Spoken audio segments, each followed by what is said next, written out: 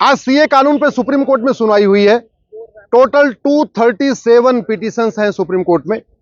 236 का ये कहना है कि ये जो सीए है ये गलत है, आर्टिकल 14 का वायलेशन है, इसलिए सीए कानून को भी खत्म किया जाए। जो सीए का रूल नोटिफाई हुआ है उसके भी लिए एप्लीकेशन फाइल किया है कि नहीं, ये रूल को भी स्टे कर दिया जाए और सिटीजनशिप न दिया जाए। जो सीए का विरोध करने वाले हैं उनका ये कहना है कि चूंकि इसमें केवल हिंदू, जैन, बौद्ध, सिख, पारसी, ईसाई को ही नागरिकता दी जा रही है, मुस्लिम को छोड़ दिया गया है, ये इसलिए आर्टिकल 14 का वायलेशन हो रहा है। हमने उनकी याचिकाओं का विरोध किया है और हमने ये कहा है कि पाकिस्तान, अफगानिस्तान, बांग्लादेश के जो गैर मुस्लिम हैं, हिंदू, जैन, बौद्ध, सिख, पारसी, ईसाई, वो अपना सब कुछ छोड़ के भारत में आए हैं। हिंदू, जैन, बौद्ध, सिख, पारसी, ईसाई अपना खेत खलिहान छोड़ के आए हैं, अपना दुकान मकान छोड़ के आए हैं, अपना घर छोड़ के आए हैं, अपनी नौकरी छोड़ के आए हैं, अपना व्यापार छोड़ के आए हैं। पाकिस्तान, अफगानिस्तान, बांग्लादेश में जो गैर मुस्लिम हैं उनके साथ इतना भेदभाव होता है, उसको कहना, उसको व्यक्त करना बहुत मुश्किल है। उनकी फसलों में आग लगा दिया जाता है, उनकी दुकानों को लूटा जाता है, दुकान से सामान लिया जाता है, पैसा नहीं दिया जाता।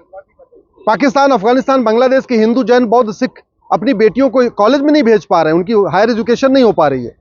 तो जब वो भारत में आए हैं तो उनको सिटीजनशिप मिलनी चाहिए। और ये उस समय भी एग्रीमेंट हुआ था जब भारत का विभाजन हुआ था कि अगर पाकिस्तान या बांग्लादेश में किसी को दिक्कत आएगी तो उसको भारत नागरिकता देगा।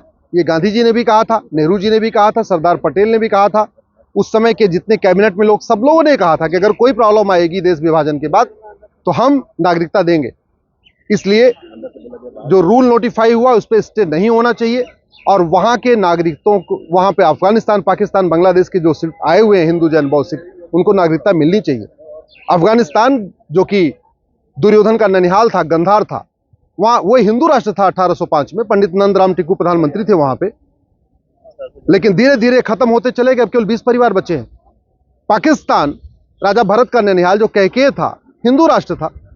आजादी के समय भी 25% वहां हिंदू, जैन, बौद्ध, सिख थे। आज की डेट में केवल 2% बचे हैं। अब वो 2% में जो लोग भारत में आए हैं, अगर उनको सिटीजनशिप भारत में नहीं मिलेगी तो फिर कहां मिलेगी? बांग्लादेश के लगातार हिंदू, जैन, बौद्ध, सिख, पारसी, ईसाई खत्म हो रहे हैं, तो उनको बचाने के लिए उनको नागरिकता देना बहुत जरूरी है। जो 2014 के आए हैं वो बिल्कुल यहाँ पे एक अमानवीय जिंदगी जी रहे हैं। 1947 के बाद, 49 के बाद से 2014 के बीच में जितने पाकिस्तान, अफगानिस्तान, बांग्लादेश के हिंदू आए, उनमें जिनको नागरिकता नहीं मिली, उनकी जिंदगी बहुत मुश्किल है। उनको बिजली का कनेक्शन नहीं है, उनको व्यापार करने का राइट नहीं है, उनके बच्चों को हायर एजुकेशन नहीं हो पा रही है, उनको वोटिंग का राइट नहीं है, उनको कोई भी बेसिक सुविधाएं नहीं मिल पा रही है। ऐसे में उनको नागरिकता देना इस सरकार की ड्यूटी है। कॉन्स्टिट्यूशन भी यही कहता है। और उस समय भारत पर पाकिस्तान का जो विभाजन हुआ था, जो एग्रीमेंट हुआ था, नेहरू लियाकत समझौता, उसमें भी यही हुआ था कि हाँ, उनको नागरिकता दी जाएगी और उनको कोई दिक्कत आएगी। इसलिए ये जो याचिकाएं आई हैं सीए कानून के खिलाफ, पूरी तरीके से मोटिवेटेड है। कॉन्स्टिट्यूशन के किसी आर्टिकल का, कोई फंडामेंटल राइट का वायलेशन नहीं हो रहा है। और वैसे भी सीए तो नागरिकता देने वाला कानून है, नागरिकता लेने वाला थोड़ी है। और नागरिकता देने के लिए वो भी पाकिस्तान, अफगानिस्तान, बांग्लादेश को नागरिकता देने के लिए कानून है। भारत में जो लोग रह रहे हैं, ना उनकी इससे नागरिकता जा रही है, ना उनकी नागरिकता छिन रही है, तो फिर भारत के लोग इसका विरोध कैसे कर सकते हैं? माननीय सुप्रीम कोर्ट ने केंद्र सरकार को 3 सप्ताह का समय दिया है। अब इस पे अगली सुनवाई 9 अप्रैल को होगी और मुझे पूरा भरोसा है कि ये जो इनकी याचिकाएं हैं ये खारिज हो जाएगी।